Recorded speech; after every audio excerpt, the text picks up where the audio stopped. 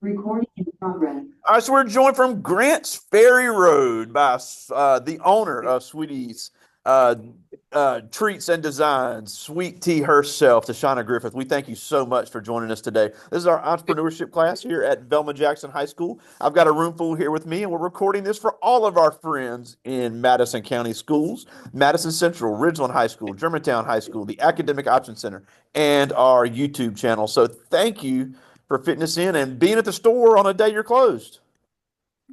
Well, thank you for having me. I greatly appreciate it. I love talking to the youth. Well, and we've been wanting to have you for a while. Now, I know your backstory, but they don't know your backstory. I think it is so cool how you got into cake designing and getting into this business because it started because you worked at Dairy Queen. So, just give us a little background on that and how you kind of fell in love with cake decorating and all of that stuff. Okay, so when I was a little girl, my mom worked at Jitney Jungle, and so that was back in the day where you could take your kids to work with you, kind of thing. And that's when they had a deli, and during Thanksgiving and holiday time, we would kind of spend the night up there because people were actually baking cakes in the grocery stores. And it was so many people, well, it was so many ladies that worked there in the kitchen, like actually making the food there, not getting it shipped in. And I would spend a lot of my, I'm like 10, 11 years old, watching them uh, bake and do things. And I picked it up there. And so by the time I was 15, I worked at Dairy Queen. Gary Rhodes, the current mayor of Flowood, he's one of two mayors of Flowood.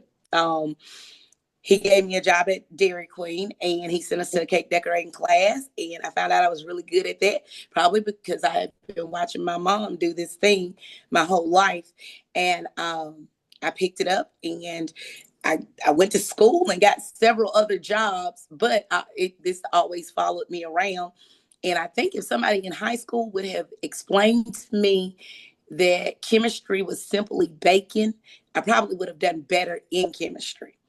And so I ended up working at Mississippi Blood Service Women's Hospital, a couple of laboratory jobs over the years for lengthy periods of time. The pandemic happened, the opportunity presented itself, and I didn't want to go back to working for someone else during that time of not knowing.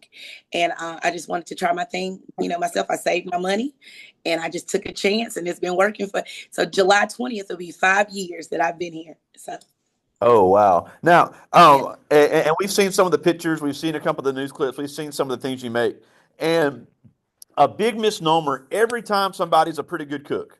Every time somebody can make something that's pretty good, the first thing somebody says is you need to open a business because they think just because you can cook a little bit that you need to be an entrepreneur. Now, I know people that are great cooks that would not be great entrepreneurs because they are Yes. not the same. So obviously you're an incredible baker. I mean, you've been recognized all over social media. You're getting business from all over the metro, all over the state. So what are some things you had to learn when it comes to running a business? Because obviously you had the baking part down pat, but there was probably a learning curve when you first opened the business. So just talk about some of the things you've had to learn as an entrepreneur. Okay, so there is no manual to this, no matter how many times they say business for dummies and all this stuff, that is no manual to this. So it's a lot of trial and error. Um, you can't be taught work ethic. Like that's something that has to be in you. You have to be a self starter. You have to get up and go. Nobody's making me get up and come up here in the morning. I have to know that I signed up for something. I committed to someone to do something for them. And so I have to be about my word and about my business. And I have to show up every day, regardless of what the situation is. I've had COVID and I still had to come to work. And I have to let my customers know I have COVID. However, and they was like, oh, just put a mask on and make my cake anyway. There are days I just simply just don't feel like it. And that's not something that they teach you. That's not something you have to be a self starter. I had to learn how to budget my money. I had to learn. So budgeting money, that's so important. Like I know I can't go and hang out with my friends this weekend just because I made, let's just say, $3,000. Like that $3,000 doesn't belong to me. It belongs to my landlord. It belongs to Entergy. It belongs to the gas company. And then I get a portion of those proceeds. I have to pay for my groceries, all those things. In the beginning, I thought that money belonged to me. No, that money belongs to the government. And you have to be disciplined in your finances. And that's something that people don't know. And I have several friends that have started businesses and they've shut down in a year. No jabs at them. It's not a manual to this. And so you gotta know that that's not your money to play around with. Another thing, my friends are hanging out on the weekends. I want to hang out. I want to have fun. I want to go and do, but I know I need to be up here at 4 or 5 o'clock in the morning to fulfill my obligations. Those things are not taught. And it's when you're still young and you want to have fun and you have money to have fun with, so you think, you know, um, you have to make intelligent decisions and you have to decide, what do you want your legacy to be? Do you want to be known as that person that flakes on everyone and doesn't fulfill their obligations? Or do you want to be that person that people know? Like, I don't even have to call her again. I know she's going to show up. Like, if I tell you I'm going to do something, like we had this conversation, if I say I'm going to do it, goddamn, I'm going to be here. Like, I'm going to show up and I have to be prepared. And I cuss a lot too. So I have to think about my words before I say it. But I can't half do it. You know, like I have to show up 100% and give 100% to every individual. And then this is another thing. I mean, you just fit me on this tangent. Um, you treat everybody the same when they walk in that door. If they have $100 or $100,000, or they just have $10, you don't look at people and judge them thinking that you can depict how much money they have in their pocket. You have to be a person of good character and great morals, and that comes from how you were raised. It's a whole composite. You can't just know how to bake. I know how to bake. That's a small piece of the puzzle. And you got to be able to go in these rooms where nobody looks like you, where people think you probably don't deserve to be in that room, and you got to shine even if nobody's talking to you. You got to have confidence within yourself and know, I deserve to be here, god dog it. It's so many things because you'll get overwhelmed with this. It's a lot of anxiety with business. It's a lot of people pulling on you every single day. You got to be able, you got to have a no in your spirit. I don't have a no in my spirit. I'm always saying yes to everything, you know. And sometimes that you gotta have a healthy balance in your life. Like, you have to. It's one of those things. And I'm learning that as I've gone along on this journey. And you can't be a people pleaser.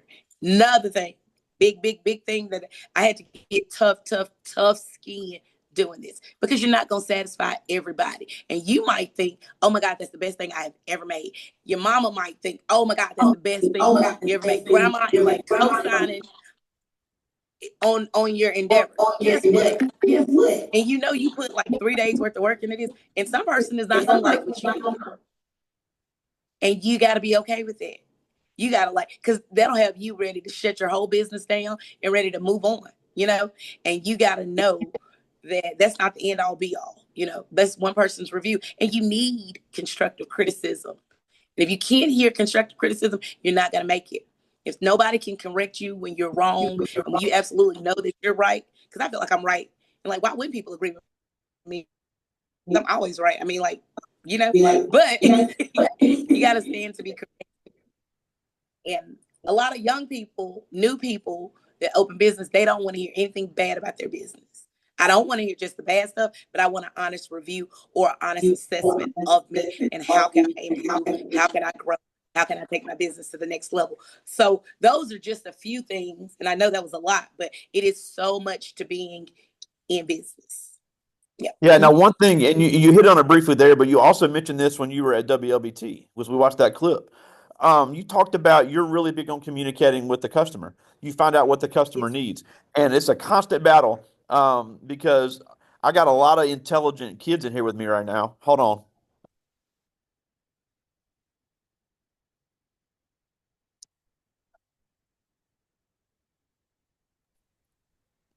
Sorry, I got buzzed by the office. No, you're But good.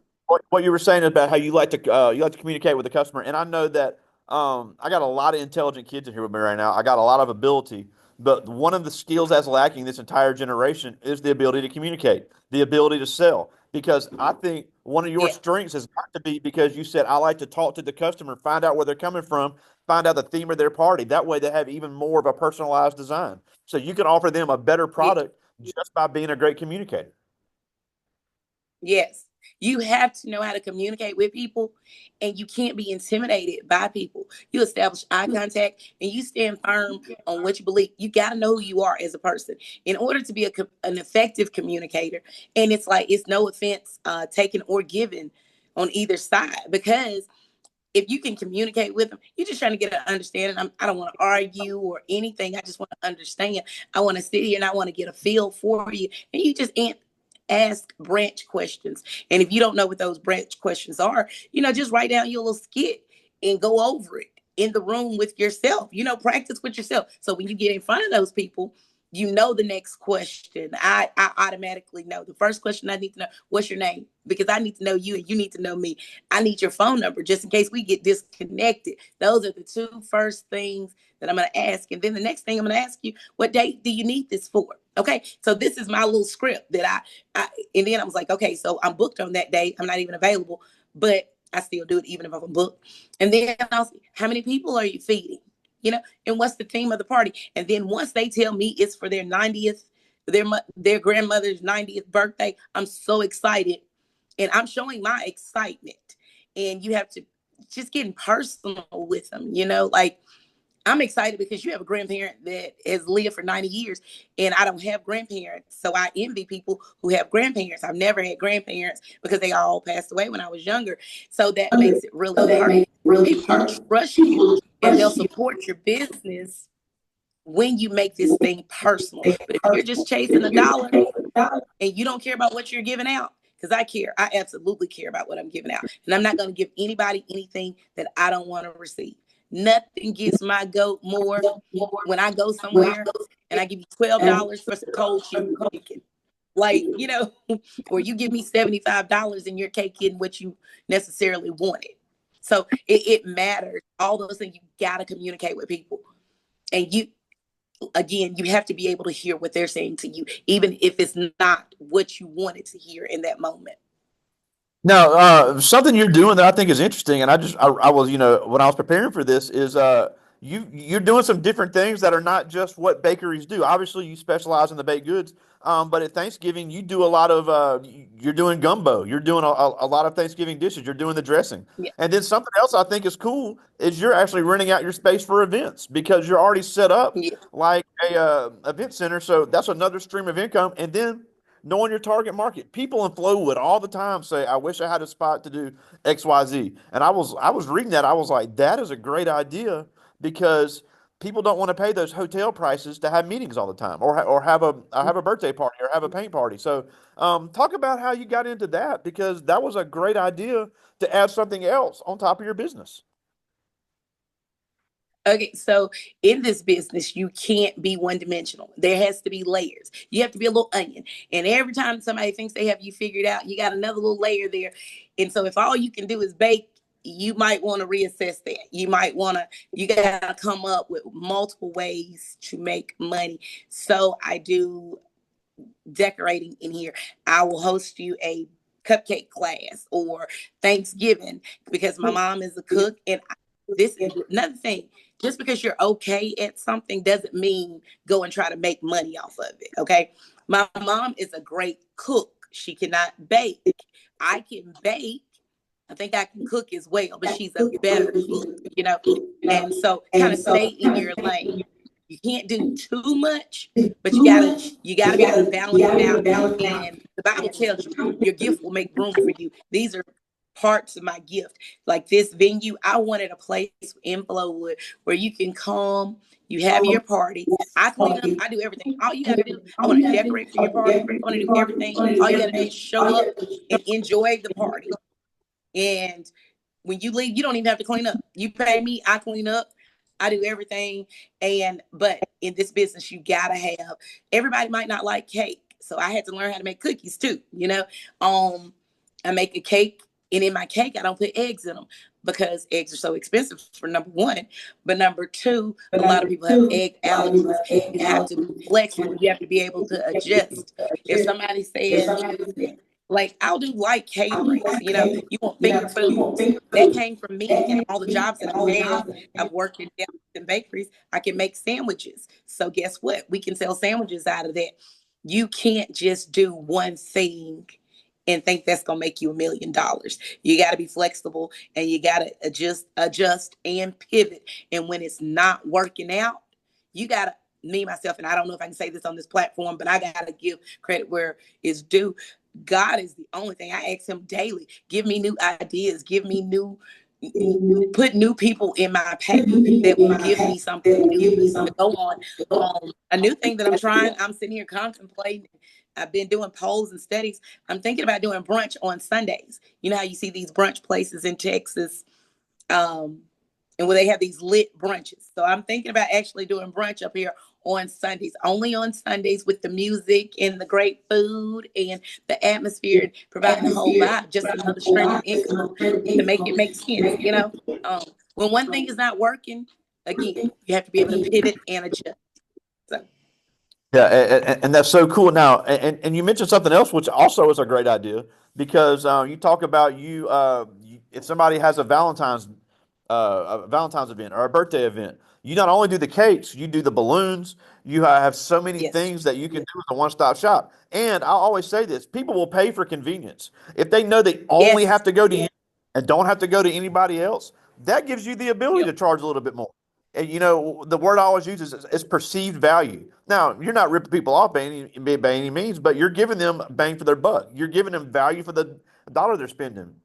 And they say, "Whoa, I can just get everything from her. I'll just do one transaction," and that gives you the ability to maybe charge $20, $30 more. So, talk about yes. how that works because a lot of people say, "Well, I just do this," and they don't have the ability to bring it all together. Okay, so in because we live in a day and age of TikTok and social media and everything, they're putting it out there like what people need. And me myself, I'm always kind of pressed for time. I don't have time to stop at 5 places. How awesome is it that you have candles here, that you have like a birthday pin that says it's my birthday and you can just grab it off the shelf, or you have some balloons sitting there right here and you don't have to go to Dollar Tree and stand in that line for 20 minutes. Now, me, myself, because, and this is why God continues to bless my business, is because I'm fair. I'm not gonna mark my prices up $20, $25. I'm gonna always try to be fair. And I know people will tip you and do what's right. A lot of people will, some people won't. But that has, the people who don't do it, it has nothing to do with me. That's them and how they were raised. But people want convenience.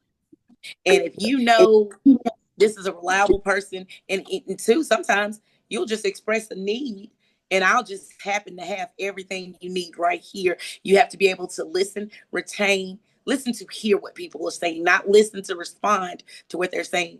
Because when you listen to hear, you can somewhat satisfy your customers because you had your intent, your motives, your heart was in the right place. And I genuinely do this from my heart. And so because I have a good heart, and I thank God for that, I'm very intuitive. I know that you need candles. I know that you need balloons. I know that you might need a little small gift or a token of your appreciation for this person. I have all those things in here.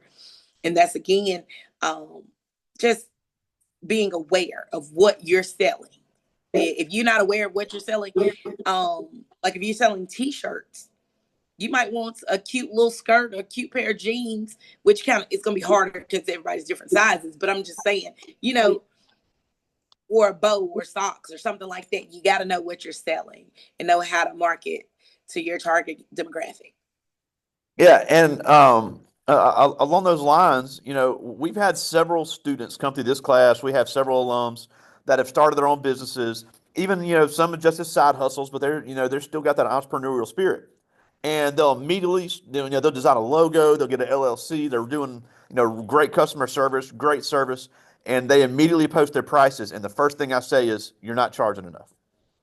And Yep. this is even stuff you don't even know And about. So, especially when it comes to food, that's one of the hardest things to price. So, when it comes to pricing your product to stay competitive, but not, lose money and not price yourself out of the market. What do you do to come up with the correct price? Because it is such a tricky business. So there's a professor at Hines who we kind of go back and forth. It's all these different formulas out here that people will sell you on the internet in these packets on how it should be. I think whatever the cost is of it, the items that you get, you're supposed to charge like 2.75 to get your price. Okay, on cake, how it goes. So people will know this. This is just I'm throwing it out here. People don't understand. Cake now is $5.75 a slice. That is on the low end. So I don't have a calculator in front of me. Let's just do a nice even up like $5. Okay. If you charge, if I call you, call me and you tell me you're feeding 40 people at $5 a slice, that cake is going to start out at $200. That's how it's supposed to be calculated. That's not including the decorations and the jujus and wham whams, that we put on it. But that's the formula for cake, supposedly. With food, because of the grocery prices now, I don't post prices because people will hold you to those prices. And like I can go to Walmart right now and something I've been getting for the last 6 months has been, let's say, 98 cents. So the other day, something had been now for $1.88. So I have to adjust, but I have to gradually adjust, to those prices. It was something you said earlier, and I want to address that. You said some of your kids have a side hustle. And this is the thing. I used to treat my business like a hustle. When you hustle people, you get their money that day and you don't really care. One of my good friends, she told me, I don't have customers, I have clients. Clients come every week. Customers come here and there. Clients, you have a rapport build with them. When it's a hustle, I just hustled you out your money. I don't care if I see you again. So a very important thing, that was another thing I learned in business. Treat it like a business. As long as you treat it like a hustle, people are they're going to return that. They're going to treat it like a hustle. They're not going to respect you, your time, none of your standards. So if you treat it like a business from the start, you can't unlearn. It won't be hard to unlearn that bad behavior. You know what I mean? Absolutely. Now, Okay. before I get to their questions, I did want to talk about, and you mentioned this briefly about being in places where not everybody looks like you, because you're a black business owner, a black woman business owner Yeah. in Rankin County, and I hear so many people say, "Oh, I couldn't start a business in Rankin County; it's just a bunch of mean white people." And you've proven that you can be successful no matter where you are if you have the right formula. You've got the support of the entire community. It, You have people that look like all kind of people coming in mm-hmm. and patronizing your business, and like you had the support of former Mayor Gary Rhodes and now Mayor-elect Kathy Smith there in Flowood. So you obviously are doing something right when it comes to reaching the community and reaching out and reaching every possible customer. So talk about how you've been successful in that, and how that false stereotype is really not the case. Is really not the case.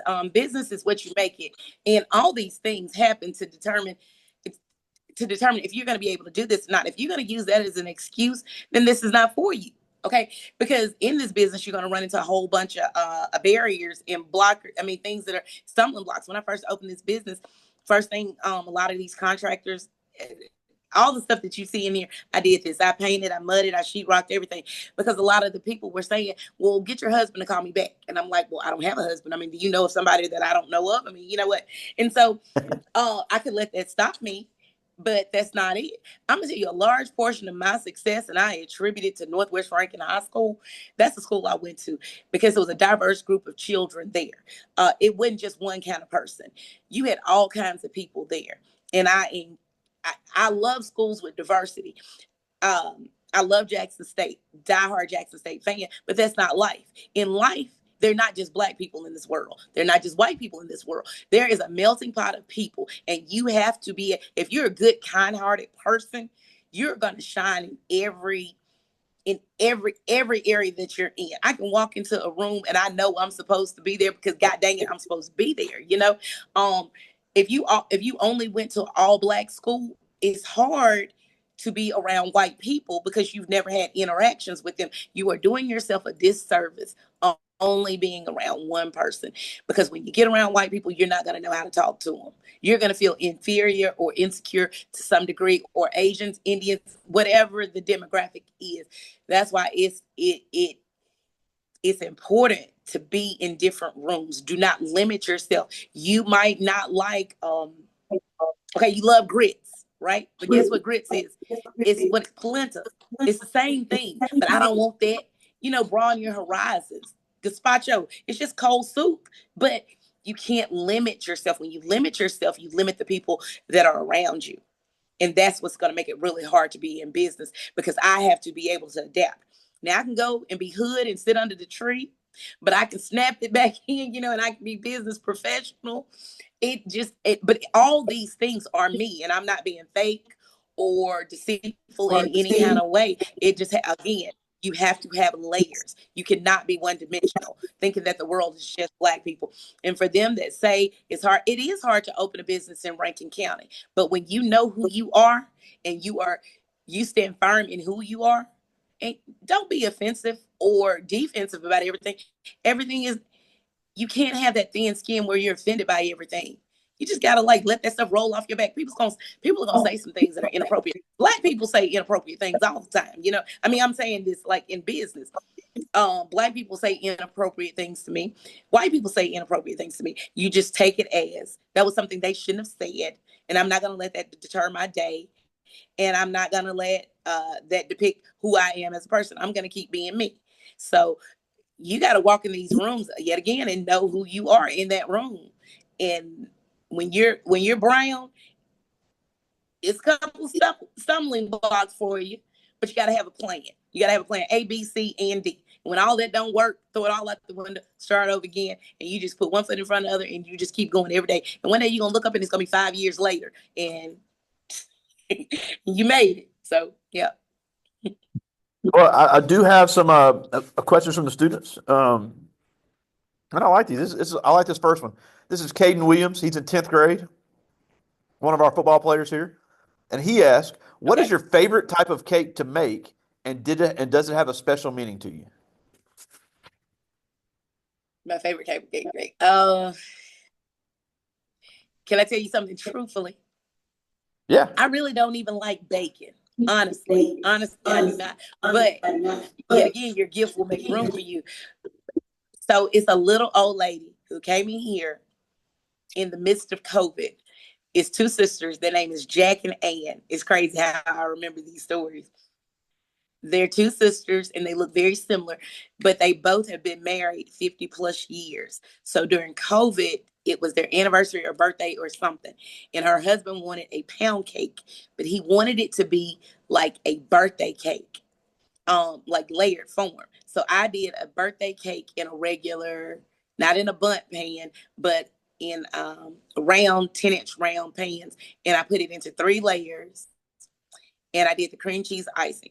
Well, because it was COVID and they were older people, something happened and they didn't want to come outside. And so she didn't come pick up the cake. And I didn't know that. I ended up selling that cake in the store. I tasted the cake. By far the best cake I have ever made. It is one of my best sellers. And I enjoy making that cake because I call it the Jack and Ann cake. So that's one of my favorites. And all it is a pound cake in layered form with cream cheese icing. Wow. I like this one. This is Shirai Luckett. He's in 10th Yeah. grade. And he asked, "What has been the biggest shift that you've had to make since you created your business?" The biggest shift that I've had to make since I created my business. Yep. The biggest shift. The biggest shift. God dang it. Oh, that's a good question right there. When one thing wasn't working, I had to be able to say, like I started doing breakfast for a while. Well, breakfast wasn't working. You got to know when it's time to get out of something. You got to know when it's time to walk away. You can't be so stubborn that you keep hanging on to something that's falling apart Oh and yeah. is going to be the demise of your business. So when one thing isn't working, like let's just say, that goes back to that question about being multi-dimensional.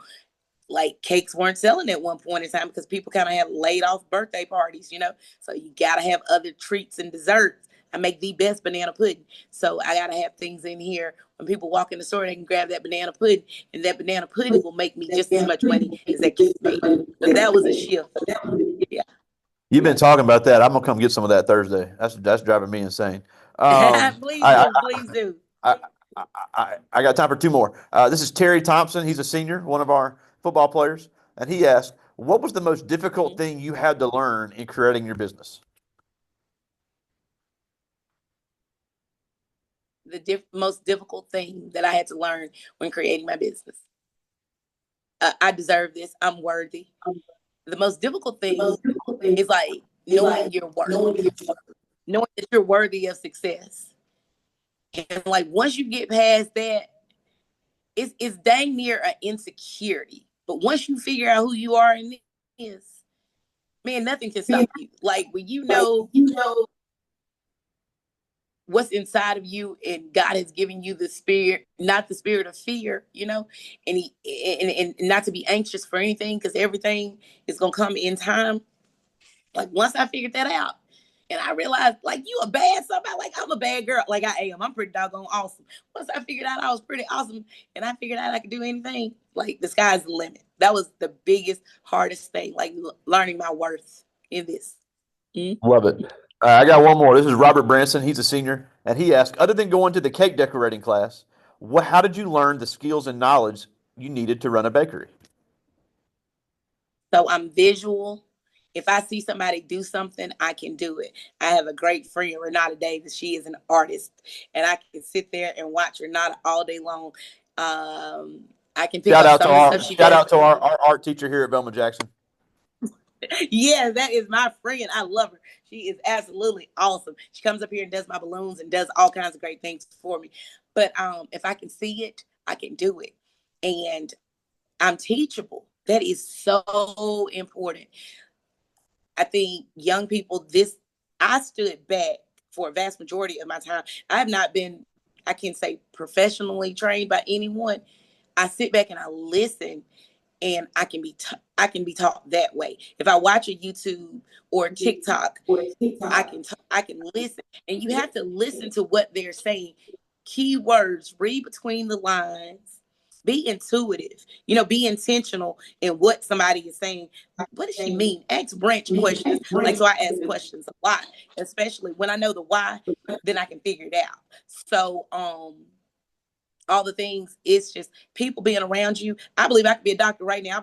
I truly believe I could go to UMC and stay there 3, 4, 8 years and watch them do it, and I can do exactly what they're doing. But you gotta be teachable, and you have to pay attention. And with anything, and I don't think this, get you a pen and paper and take notes. Write this stuff down. Put that phone down and take notes. Reflect back on your notes, and I promise it'll give you problem solving skills to figure out whatever it is that you don't know how to do.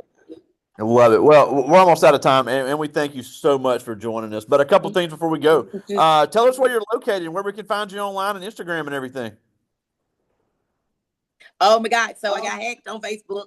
And so I'm starting like a new Facebook page. I am on Instagram, and it's Sweetees. I don't do a lot of social media because I got hacked, and because my Facebook was everything to me. But when I got hacked, I lost like 8,000 followers on that. Let me see. Oh, On my social media, I am at 671 Grants Ferry Road, Suite D, and I am open Thursday, Friday, Saturday, Sunday, and Monday. Let me tell you, no other bakery is open on Sunday and Monday.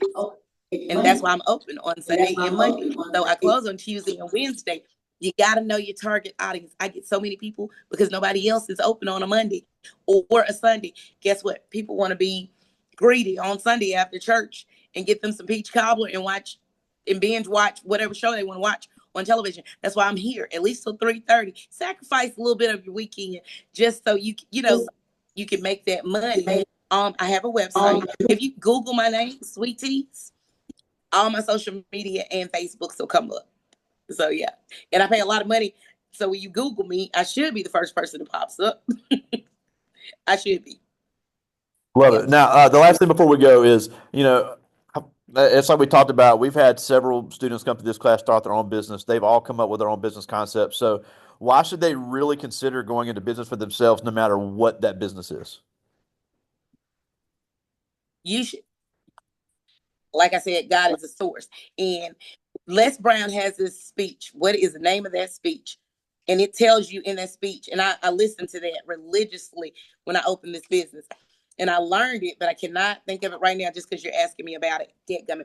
If you want to think bad enough, um, dadgummit. But I'm gonna find it and I'm gonna send it to you so you can tell your class about it. But when you can't sleep and it keeps you up at night and all you can think is dream, all you can do is think about it and dream about it. That's what you're supposed to be doing with your life. And you can't, be careful who you share your dreams with because people will deter you and they'll tell you not to do it. And you know that's something that you're absolutely supposed to be doing. My life, I've been running from cakes my whole life. And every point of my life has always come back full circle. And I ended up here. And if I would have started this when I was 20, I could be a freaking millionaire right now. But I started at 40. But I'm saying don't quit. At least you owe it to yourself to try because you don't know what it's gonna be. You show up and give 100% every day, and it'll work if you give 100%. Yeah, Love it. but you give it Well, 10%, it's gonna give you 10%. there, there you go. Well, again, thank you so much for fitting this in your schedule, especially when you were closed today. We thank you for joining us, Tashanna Griffin, owner of Sweetees Treats and Designs over there on Grants Ferry in Flowood, Mississippi. Thank you so much for joining us today. Thank y'all for having me. I appreciate it. I talk to you soon, buddy. Okay, bye bye.